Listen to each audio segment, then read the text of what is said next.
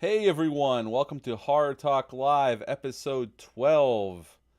And tonight we're going to head to the 90s for the movie that brought back the slasher film from a little bit of dormancy from 89 through 96. We had some, but we'll talk about the state of horror in the 90s. We're going to talk about 1996's Scream tonight, but before we get into that, go over some recent physical media purchases. Some of these I've watched recently. Some of these I've already reviewed. You might have saw them on the channel. First up, got the Karate Kid on 4K. Transfer is really well done. I love the Karate Kid. Obviously, Cobra Kai is coming back. Part of the season's coming out in July. So, I love the original. So, yep, Karate Kid. If you don't have this and you're a fan of this movie, it's definitely worth the upgrade. The transfer is definitely a big improvement over the old Blu-ray. So the Karate Kid is the first one.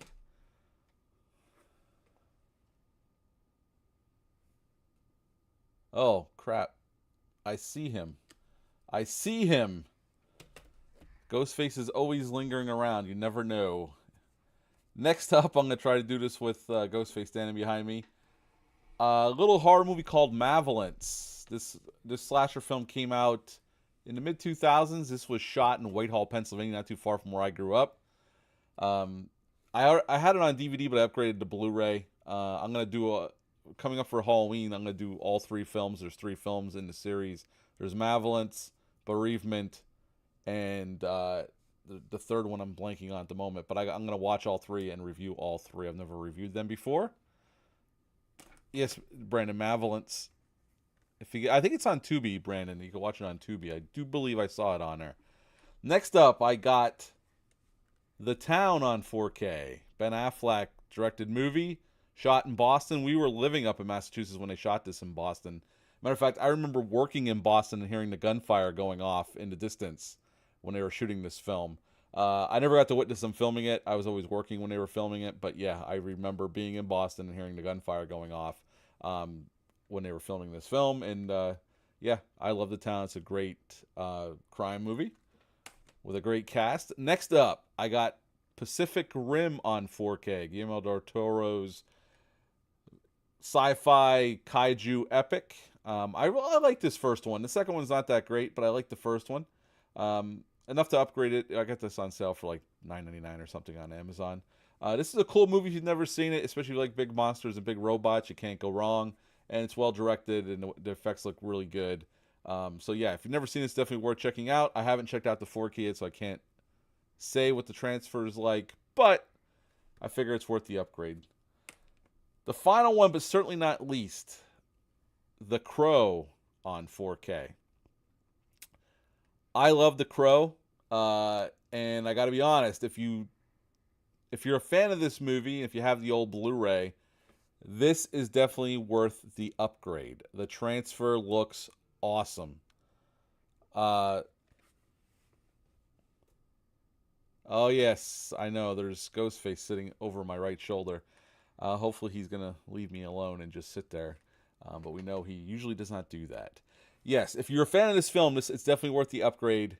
The transfer is really well done, and it sounds amazing, looks amazing, and it's definitely worth picking up if you're a fan of this film. I mean, this film is badass. Brandon Lee, R.I.P. Man, it's sad what happened to him. He had a long career and a long life ahead of him, but he's awesome in this film. So if you're a fan of this film, I highly recommend picking this up. The transfer is definitely worth the money. So yeah, that is it for recent physical media pickups. Now, theatrical wise, seeing movies theatrically, I got to see The Fall Guy in the beginning of May. Me and my wife went to see it. I like The Fall Guy. I wanted to love it. I didn't quite love it, but I did enjoy it. It's definitely a behind the scenes look of movie making and how stunts are pulled off. And I love that kind of stuff. For my money, hey Rich, welcome to the chat. And I hope you're enjoying a nice cold beverage tonight. Ghostface is hanging out with me because we're talking about Scream this evening. One of Troy's favorite horror films, his favorite horror franchise thus far. Although he hasn't seen some of the other ones yet. Yeah, so The Fall Guy it was fun. I enjoyed it. It was too long though, and they used the love story too much to cut away from what was the main plot of what was going on and cutting away from the action. So I had some problems with that. The other theatrical film I saw, I took Troy to, just saw it last week, was The Strangers Chapter 1. And I know there's a lot of differing opinions online on this film. I'm not going to sit here and tell you that it's an awesome horror film. I didn't think it was that. I enjoy the original Strangers. I enjoy the sequel, although I have a lot of issues with the sequel. And I don't think the first one's like this mind-blowing classic, but I think it's a solid home invasion flick. And this first one, Renny Harlin coming back to actually direct a theatrical film. He's been directing direct-to-VOD stuff, but no theatrical film in quite some time. So I was excited to see what Renny Harlin had first. Did he still have it? I did see his last VOD movie, The Bricklayer, with Aaron Eckhart, and that wasn't awful. It wasn't bad. You could tell he did a lot with the budget he had. But this movie, you know what? It's basically a remake of the original The Strangers. With new characters. Not everything happens the same, but it's pretty much the same plot. They add a few things, like the town plays more of a character. They set it up as more of a character in the film. But, honestly, I thought Renny Harlin directed the film nicely. And yes, me and Dale _A are going to Carolina Fear Fest tomorrow, and we were planning on stopping at the movies on the way home to see Furiosa. I am worried that George Miller used more CGI than he should have, because from the trailer, when I first saw the trailer, I'm like, it's looking like George Miller used way more CGI than he used in Fury Road, and I hope that's not the case. I will see for myself tomorrow. I'm hoping the CGI was kept to a minimum, but that trailer, when I first saw it, I was like, it looks like he's using it. I even texted Dale right away. I'm like, I hope it looks like CGI all over the place. I hope that's not the case. We'll see tomorrow. I'll make up my own mind tomorrow, see what it's like. But anyway, Strangers Chapter 1. Yeah, I'm still going to check it out, Kurt. I love Fury Road, so I want to see what he has in store for us with Furiosa. It looks like it's badass. We'll see. I'm going to see it tomorrow, and I will have an out-of-theater reaction on Monday probably, because Sunday we're going to be back at Fear Fest all weekend, me and Dale. And Troy's going to Fear Fest on Sunday as well. Troy is getting out of costume. He's going to join us here to get ready to talk about the film. Strangers Chapter 1, though, I know a lot of people hated it. Yeah, I want to see Civil War as well, Kurt. It's going to be dropping. I don't know when it's going to drop on HBO Max. HBO Max has an exclusive deal with them. I'll probably end up picking up the 4K. I think it comes out in July. Ghostbusters Frozen Empire comes out this month, and so does Godzilla X Kong in June, and something else comes out in June. I pre-ordered it. Oh, is it? Yeah, it's out for rental on VOD today. Yes. And then we get Twister in July for the first time on 4K. I'm excited about that. I have my Twister 4K pre-ordered through Groove Entertainment, so I'm excited about getting Twister on 4K. But yeah, Strangers Chapter 1, I enjoyed it. It's not going to blow your socks off. It doesn't reinvent the wheel. I thought Renny Harlin did a nice job with it. Yes, the people do some really stupid shit. I know, Brandon, you're going through. I saw the footage from Iowa the other day. But I'm a disaster film nut, and I love Twister, so I can't wait to have it on. Yes, my son is Ghostface. Spoiler alert. If you never saw the movie, my son was actually Ghostface in the original 1996 Scream movie. Speaking of Scream, why don't we just get into this now? Now, the 90s, going back to the 90s, which I went to junior high and high school in the 90s. Horror was down. Slasher films were down. Freddy's Dead: The Final Nightmare came out in 1990 or 91. It made money, but all the big franchises were petering out. Friday the 13th had Jason Goes to Hell in 93. It made a little bit of money, but it wasn't a huge hit. And then we had Halloween 6 in 95, which made a little bit of money, but wasn't a big hit. And then, horror was down for sure in the early to mid 90s. There was some good movies in there. Exorcist 3, John Carpenter's In the Mouth of Madness, which I consider an absolute masterpiece of his 90s masterpiece. I know some people don't like that film, but I absolutely love In the Mouth of Madness. But horror box office wise was down for sure. minus like 7 if you consider that a horror movie. And then in '96, this little film called Scream came out, directed by Wes Craven. And Wes Craven had a little bit of a streak where he had The People Under the Stairs in the early '90s, and I really liked The People Under the Stairs, and it made some money. It was a modest hit for Wes Craven coming out of the '80s.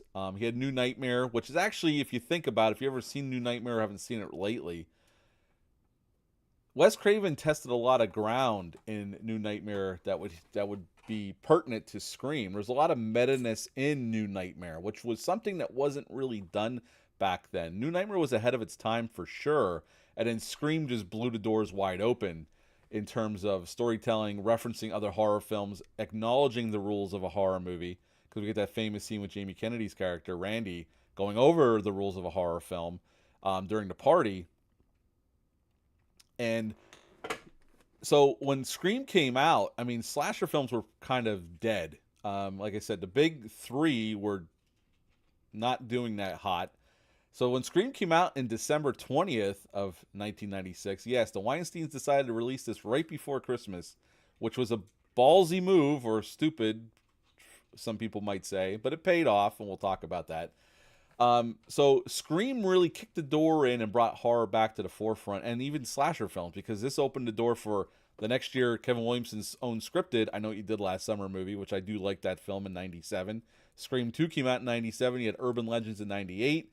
We had an Urban Legends sequel. We had an I Know What You Did Last Summer sequel, and then Scream 3, and then later on Scream 4. So Halloween H2O. So it really did bring back slasher films and made them viable again. It made horror popular again. And horror always ebbs and flows. It has its ups. '80s was the big boom for slasher films. I mean, they were making them. There was a new slasher film coming out every week almost. There was so many, especially the early to mid '80s.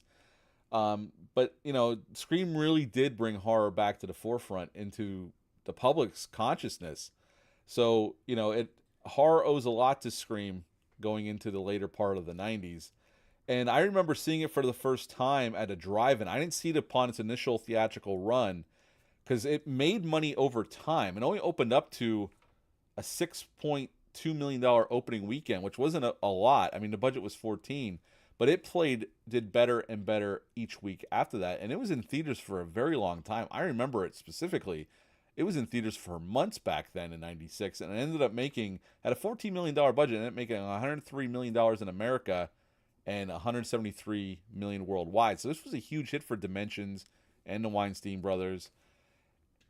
And I remember seeing it that May in the drive-in theater. I went with two friends. I missed the theatrical run. It wasn't out on video yet to rent, because back then it took a while for movies to get to video, if you remember the heyday of the rental stores. And I remember going to the drive-ins to see it, and I remember hearing everybody was talking about it.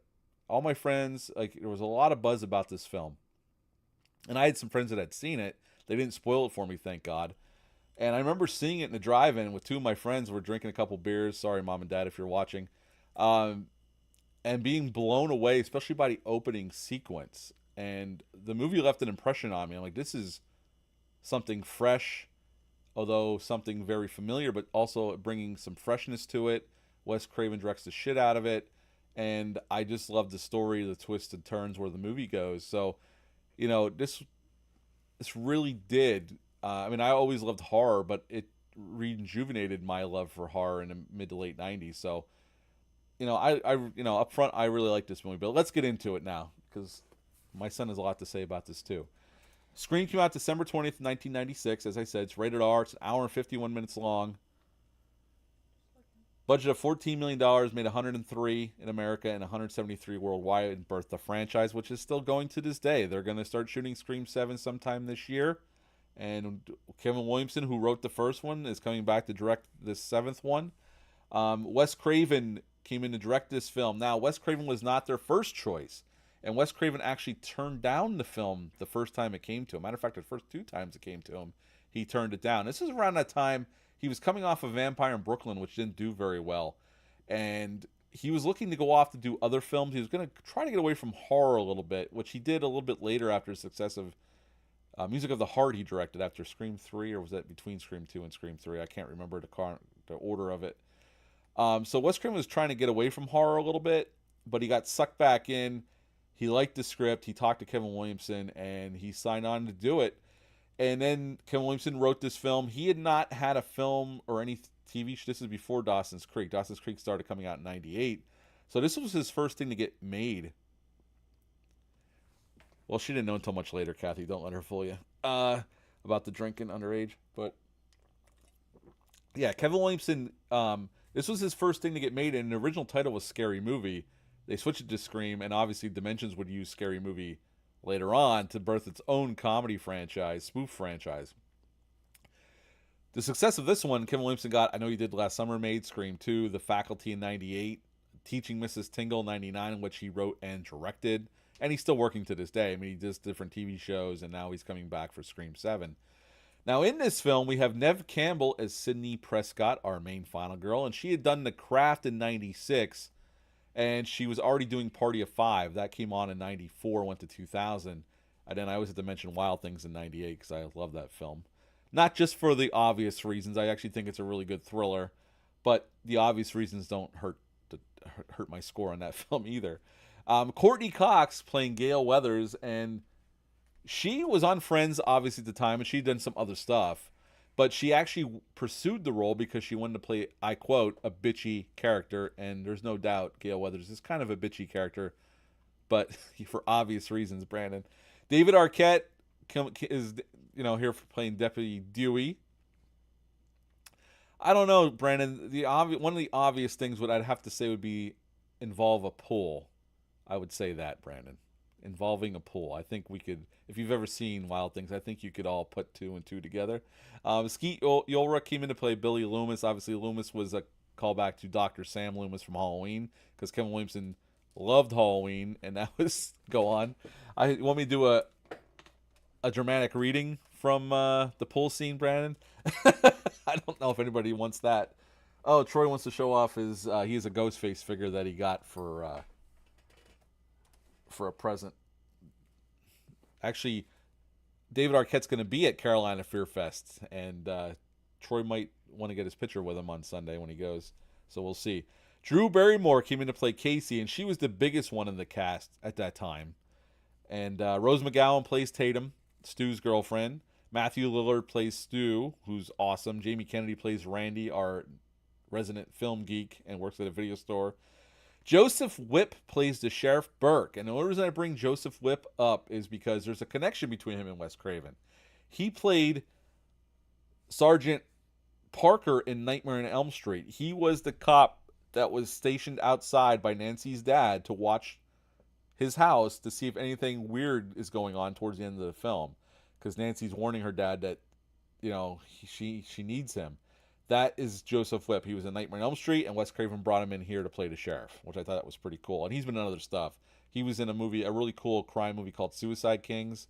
If you've ever seen that film, I like that film a lot. Roger Jackson plays Ghostface's voice, and he has through the whole franchise. And Henry Winkler, the Fonz, came in to play Principal Embry. And he did that as a favor. He had the same agent as Wes Craven, so he did it as a favor because they had the same representation. So he came in and did that role, and he's great here, playing a little bit against type. So before we get into this, the plot of this film, I'm going to throw it to Troy because Troy really loves this film, and I just knocked over his figure because he put it too close to my chair and I moved too much. Troy, your first experience with this film, we watched it together. This was his first real horror film we watched together, right? Yeah. He's seen many more. He's seen the whole Scream franchise. He's seen Thanksgiving. He saw The Strangers. He went with me. He saw Abigail. Troy has seen the whole series. Troy, what was your thoughts upon the first time you've watched this film? I thought it was based pretty good. The plot was really good. But, they kind of make it too obvious who the killer is. Now I've rewatched it a couple times. It's pretty obvious. But the first time we didn't know exactly. Yeah, the first time. But like now that you've watched, Well, you've already seen it, so. But they make it really obvious. Now that I think about it. So what? Let me ask you this: what's your favorite scene of the whole film? Probably the opening scene where the girl gets killed. the opening scene with Drew Barrymore as Tatum, or not Tatum, Casey Becker. All right. Yeah, this is. I remember just these films that were divisive, especially amongst hardcore horror fans, because the cast is super pretty. I mean, this was like they're all pretty boys. All the girls are very attractive. Um, this would kind of lead into like the CW stuff, uh, and every slasher film after this that came out because of Scream had good looking casts.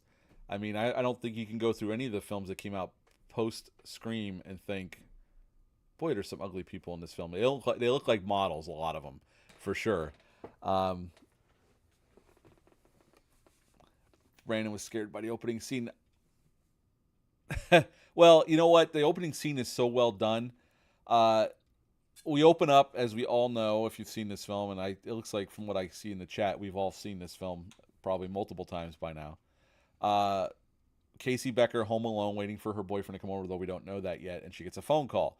Now, this was not everybody had caller ID at this time in 96. We didn't at my house. But after this movie, funny enough, I did a little research. The request to get caller ID went up threefold after this movie was released. Probably freaked a lot of people out and thought, yeah, I want to know who's calling me. She gets a phone call.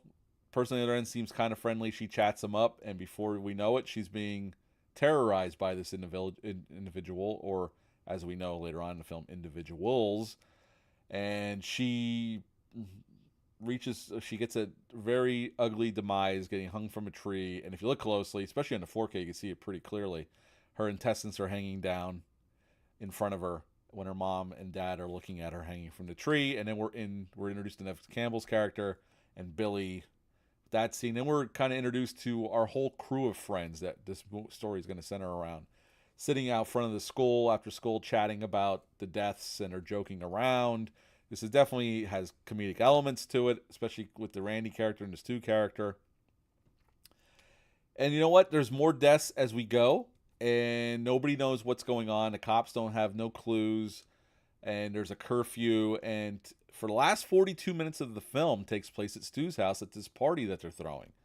That's how long that scene goes on. It's 42 minutes long. It took them 21 days to shoot that. And that's when we get our reveal of who is doing these killings. And what I love about the reveal scene now, and it's something I didn't notice the first few times I saw it. We find out that Billy and Stu are the ones killing everybody. And they're doing it. Stu says he's doing it because he thought it would be fun. Billy talked him into it. And he thought it would be a fun thing to do. Now, these are bored rich kids. But Stu, you could tell, is probably a little fuckered in the head to begin with. And so is Billy. But when Billy gives Sidney the real reason why he's doing it, about his mother, and finding out that her mother was cheating with his father, and that's why his mother moved out and abandoned him. If you watch that scene closely, and you might have noticed this, I didn't notice it the first probably 4 or 5 times I've seen this film, but I started noticing it. If you watch Stu in the background, because they do cut to him briefly, the look on his face tells me that Stu had no idea that's the real reason Billy wanted to do all this. Stu is just as shocked as Sidney is by that revelation of why he's actually killing people, why he wanted to do this to begin with.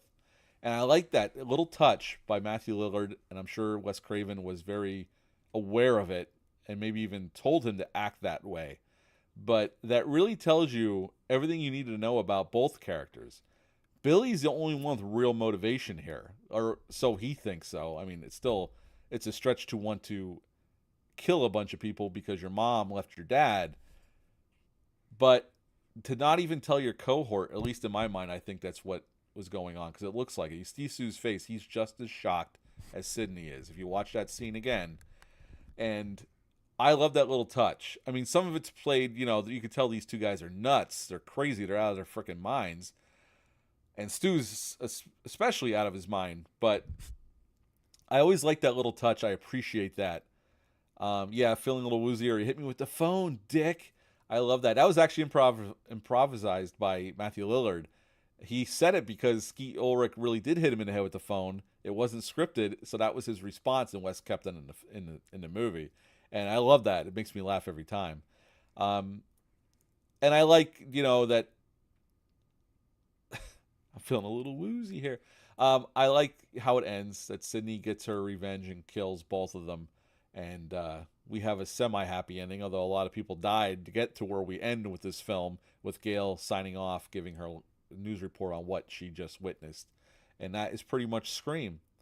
I'm going to go to Troy. Troy, what is besides the opening scene, what is your favorite part of the film besides the opening scene? Probably at the end where he gets hit in the head with the phone, obviously, because that's really funny. Yes, it is.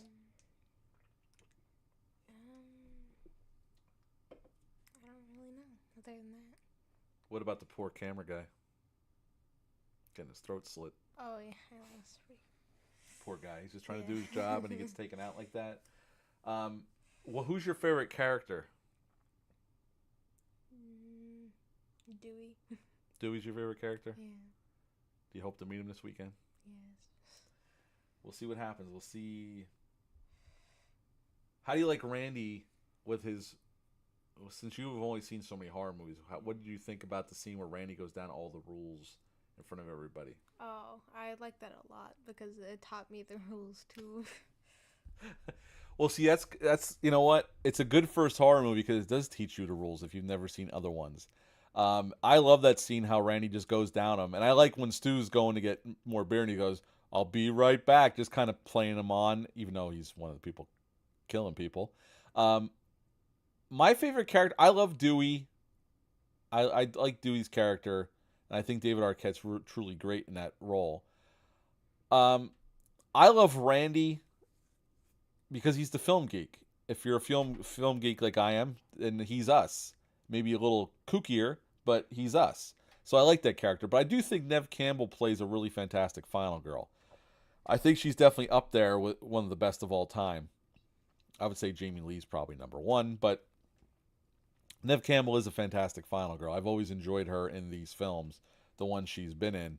And obviously, Roger Jackson brings so much as the voice of Ghostface. We never get to see him. Roger Jackson, is obviously just there to do the voiceover for Ghostface, but that voice really does sell, especially at the beginning of this film, and even later on when Sydney's home alone, waiting for Tatum to pick her up. His voice definitely adds that little just creepiness, this calm creepiness to the proceedings until he jacks it up a little bit. So he definitely is a big part of this franchise, and he's voiced Ghostface through every film. In the last two, don't they use a voice thing? Well, yeah, but it's still his voice. He does the voice. He's not using a voice changer. But did they just copy onto that thing though?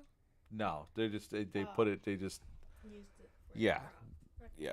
I know you love Neve, especially in Wild Things, Rich. You won't see that for a long time, Troy. I'm trying to think here. My favorite kill besides the opening scene would have to be... I like the Tatum kill, even though it doesn't make a whole lot of sense, because no garage door is going to be able to pick a human being up with that much force to crush your head. But I like that Wes Craven went there and just went a little over the top with that kill, because most of them are pretty realistic, but that's the one that's kind of... There's no way it's going to happen. I know, strongest garage door opener in history, man. I wish mine was that strong. But, yeah, I don't mind that Wes Craven just went a little over the top with that one kill. It's just a little extra touch, and I appreciate that. I love the meta-ness of it throughout the film. I mean, they reference other horror films, especially Halloween, and then Tatum even says, you're starting to sound like some Wes Carpenter flick, obviously referencing Wes Craven and John Carpenter. And then you got the reference of when Henry Winkler's character goes out in the hall, and he goes, "You little shits," and there's Fred the janitor, which is Wes Craven dressed in Freddy's sweater and hat. And so I love all of those in-jokes towards other franchises. And obviously they show a scene from Frankenstein in the video store. They reference The Howling in the film. Prom night, when Randy goes on his whole tirade about if the cops watch Prom Night, they'd save time. Although Prom Night wouldn't have helped them with this one. But Brandon, you just watched Prom Night, but I don't think Prom Night would have helped the cops figure out this movie. Uh, I like Prom Night to a point, but I don't think Prom Night would have helped the police that much. Uh, I love the party scene. Besides the opening and Sydney stuff, I think the party scene at the end, which is the last 42 minutes of the film, I think it's really well constructed to build up to the end. Yes, you just watched it, so you get that reference now, the whole Prom Night thing.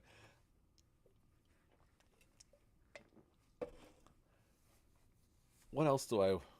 Oh, here's something for you. You might not know this. Wes Craven almost got fired off of this film. They were shooting the Weinsteins, fucking scumbags that they are, but that's not what we're talking about. They were watching the dailies, and they were unimpressed with the footage they had. So they sent people to the set to force Craven and his editor, Patrick Lussier, to edit together the opening sequence to see if it worked. So they edited it together. They sent it back to the Weinstein brothers, and they screened it for them. And they actually said to Wes Craven, "What do we know? Go keep going making your movie." But they almost fired Wes Craven. They came close to letting him go, which is kind of, even at the time, even though Wes came off of a couple movies, New Nightmare, which I like New Nightmare a lot. I think it's a really great Nightmare on Elm Street sequel. It wasn't a big hit, and either Vampire in Brooklyn lost money, so he wasn't on the A list at that point in terms of studio heads. But he still was one of the masters of horror. So, I mean, I always said the Weinstein brothers were just frustrated filmmakers. They thought they knew better than their filmmakers. I mean, one of the only filmmakers they left alone was Quentin Tarantino. Everybody else they messed with. Even Craven, they messed up with him later on Cursed. That was a nightmare. They were messed up with Guillermo del Toro and Mimic. Nightmare scenarios out of the Dimensions camp. But Halloween 6 was a dumpster fire because of them. Drew Barrymore shot all of her scenes in 5 days. Now, she's only in the opening part of the film, and that was kind of like their Psycho thing where they killed the biggest actress early on in the film, and it works really well because when you first see the film and you see Drew Barrymore for the first time, you're like, this is our final girl. It's Drew Barrymore. They're not going to kill her off in the first 10 minutes of the film, but they did. They went there and they killed off their biggest actress at the beginning of the film. The film, Wes Craven always had an issue with the MPAA, was always a thorn in his side. And this film was no different. They used 55 gallons of fake blood on this movie. And they had to send the movie back to the MPAA 9 times until they finally got the R rating. Actually, Harvey Weinstein had to step in and go to the MPAA and explain to them that it's a horror comedy. And then they finally gave them the R rating, but they had to go back and cut stuff 9 freaking times. The MPAA was always a pain in Wes Craven's ass. Plus, they were a pain in horror in general's ass, especially in the 80s. John Carl Buechler's no longer with us, but he got the business on Friday the 13th Part 7. They butchered that film down to basically a Disney film, the violence in that movie, unfortunately. Let me see here what else I got. I got a bunch of stuff. Oh, Henry Winkler, when he opens his closet, you got to look closely. And it's hard to see because of the way they shoot the scene. When he opens his closet to look to see if there's anybody in there, his leather jacket when he played the Fonz from Happy Days is hanging in the closet. So if you're familiar with Happy Days, his leather jacket is hanging in there. But it's hard to see. You can only spot it for a split second. But if you look, it's there. Overall, I'm going to throw this to Troy, his final thoughts, and let him give you his rating out of 10. Troy, what final thoughts on Scream do you have? And where does this rank in the franchise for you? Probably like the second best movie in the whole franchise. What's your favorite movie in the franchise? I never asked him this, so. Yes, you did. No, I don't. I don't think I did. You did. 6. And 6 is my least favorite, so there you go. Generational gap. What would you give this out of 10? 8.7 out of 10. 8.75. We go in quarters there. Okay. Okay. 8.75. Okay. You any final thoughts on this film? Is this a film you're going to enjoy watching again and again over time? Yeah, because you can keep spotting more like different things. As I get older, I'll see more movies. I can. We just rewatched it before we went live here, and he said to me, he goes, "I didn't notice that before." Like he goes, "I've just noticed that." So yeah, some movies like this, over time, you see some things you don't. Anything else you want to add before I give my last thoughts on this? I don't know. Really. Oh, it needs more characters for what type of movie they're shooting. Like it needs more like main characters. I don't think it does, but It hey, does. it's your opinion, my friend. It's your opinion, my buddy. Like two or three. Yeah, his favorite six. Six is my least favorite. I don't hate six, but it's my least favorite. I rewatched it again recently, and it's still my least favorite. Um, I, this is a movie I really enjoy. It's one I owned on VHS, I owned on DVD, I owned on Blu-ray, I owned on 4K right there, sitting, and the DVD Blu-rays right there. I think this is a really good. This is definitely a really great gateway horror film for people who've never seen a horror film, but you want to show them something rated R. And this is why I thought this was a great movie to start Troy off with on his horror journey. Now he's seen harder stuff than this now, like Thanksgiving. Abigail's bloodier than this movie. Used like 50 gallons or something, right, for this movie? Yeah. Like, how much was the other one? Like 100? And he's about 100 gallons in Abigail. He hasn't seen stuff like The Evil Dead yet or stuff like that. We're working our way that way. But he's seen all the Screams. He likes them. This is his favorite franchise. He hasn't seen any of the Halloweens yet or Friday the 13th. He wants to. We just baby steps. Baby steps. But when he said he wanted to watch his first horror movie and he was ready, this is the first movie I thought of. I thought Scream was a terrific R-rated first horror film. For a lot of reasons, but I just think it appeals to especially somebody Troy's age. It's pretty fast paced. There's witty dialogue. There's the killer's costume's pretty damn cool, and there's cool music in it. So I thought this is a good movie to start him off with. And now here we are. He's seen Thanksgiving, Abigail, The Strangers. We're gonna go and get into some other stuff soon. He's still pushing me to see Friday the 13th, but we'll get there. We'll get there.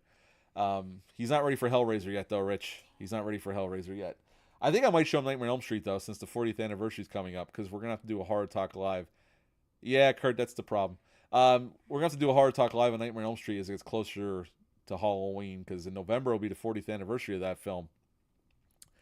40 years Nightmare on Elm Street's been out. My God, do I feel old, Rich. I feel old with that news. But they're going to release a 4K.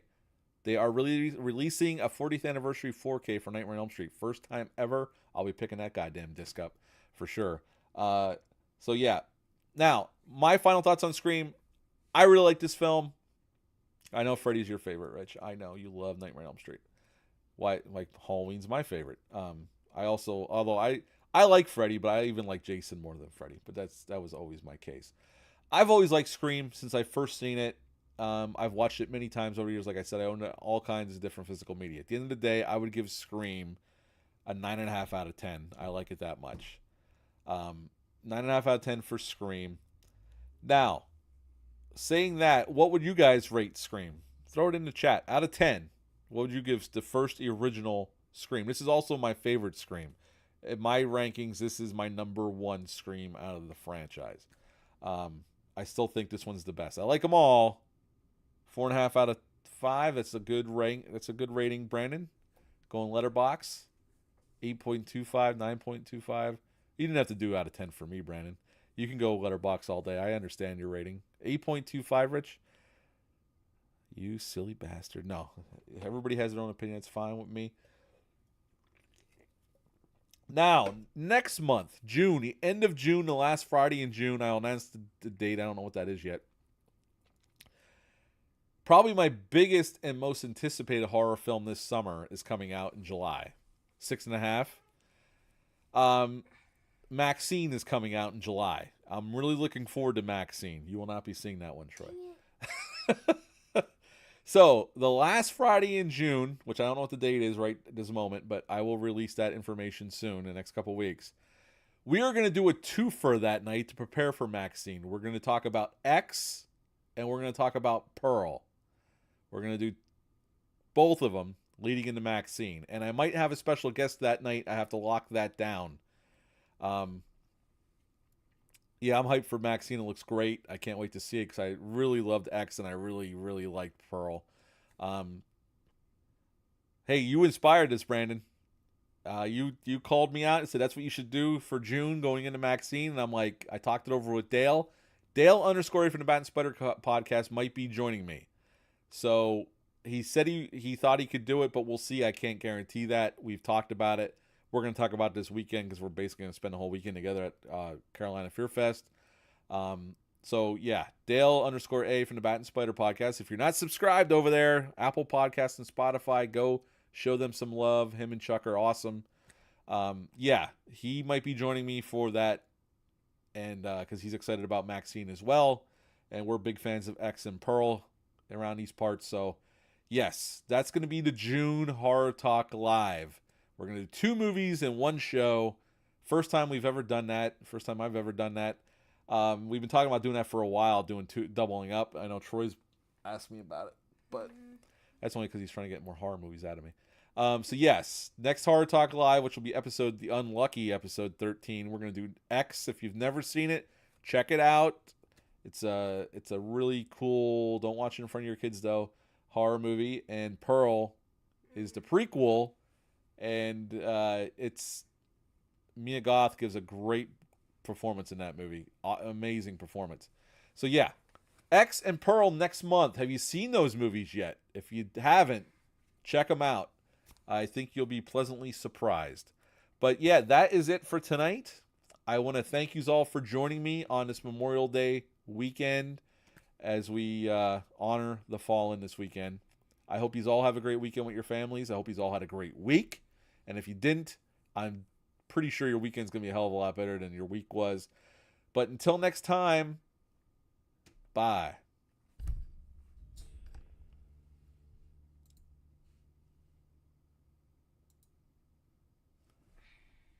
I think that went